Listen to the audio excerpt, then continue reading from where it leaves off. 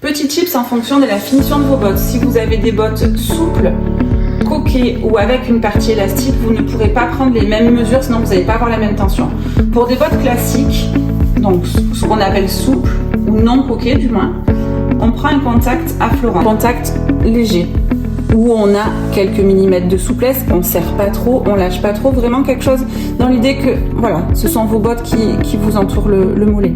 Ça c'est pour les bottes classiques. Ensuite pour les bottes avec élastique, étant donné que l'élastique donne toujours un petit peu, là pour le coup, on peut ajuster un petit peu plus au niveau des mesures de tour, où on n'hésite pas à venir ajuster un peu plus l'élastique de façon à être un peu plus serré. Là vous voyez vraiment le mètre ne bouge pas, il est vraiment très au contact pour qu'une fois l'élastique soit en tension, la forme reste agréable.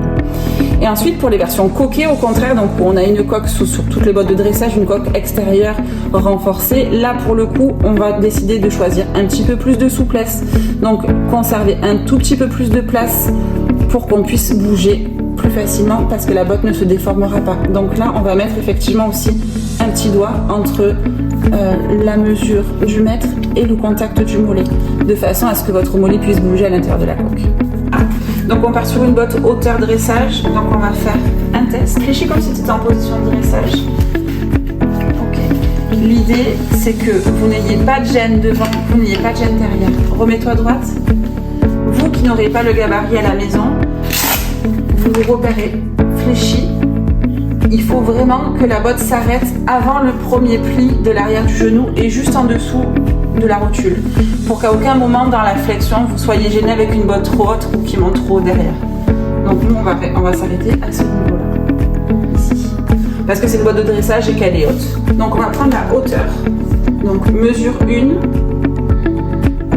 hauteur 1, donc du pli où on a dit vraiment jusqu'au sol, on est à 49 cm. La mesure 2, c'est le diamètre de la hauteur qu'on vient de prendre.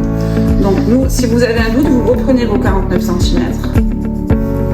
Je mets bien l'angle sur le 49, qui arrive juste ici. Je fixe bien le point avec mes yeux et je mets mon mètre. Voilà, et là, on a notre mesure. 3, c'est le mollet. Il faut d'abord déterminer la hauteur, qui est le numéro 4. Il faut qu'on voie le plus large du mollet. Donc si visuellement vous arrivez à le voir, c'est très bien. Sinon, vous n'hésitez pas à faire un cercle au niveau du mollet. Et lorsque vous avez besoin d'écarter au plus, c'est que votre largeur de mollet se trouve à cet endroit-là. Nous, on l'aura vers ici. Donc je vais prendre la mesure. 35 cm. Maintenant qu'on a déterminé la hauteur du mollet, donc je remets mon ongle sur le 35 cm. On a la hauteur qui se situe ici. Maintenant, on va venir faire le tour de mollet. Donc on se met bien en contact. Attention que votre mètre soit bien droit, pas du tout désaxé, vraiment bien à l'horizontale. Ensuite, pareil, souple. On voit qu'il faut qu'on puisse légèrement avoir quelques millimètres de souplesse, mais pas trop serré. 35 cm. En fait, nous donne déjà la hauteur. On sait qu'il faut prendre la mesure à 25 cm. Donc je mets mon ongle à 25 cm et je détermine ma hauteur, ce qui nous arrive ici. Là, toujours pareil, souple, mais au contact. La hauteur à 20 cm. Pareil, 20 cm en partant du bas. On arrive ici.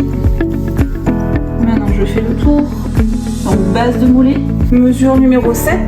Donc, il nous la donne à 15 cm. Du bas jusqu'à 15 cm. Donc, on arrive pile ici. Toujours, on est à 25 cm.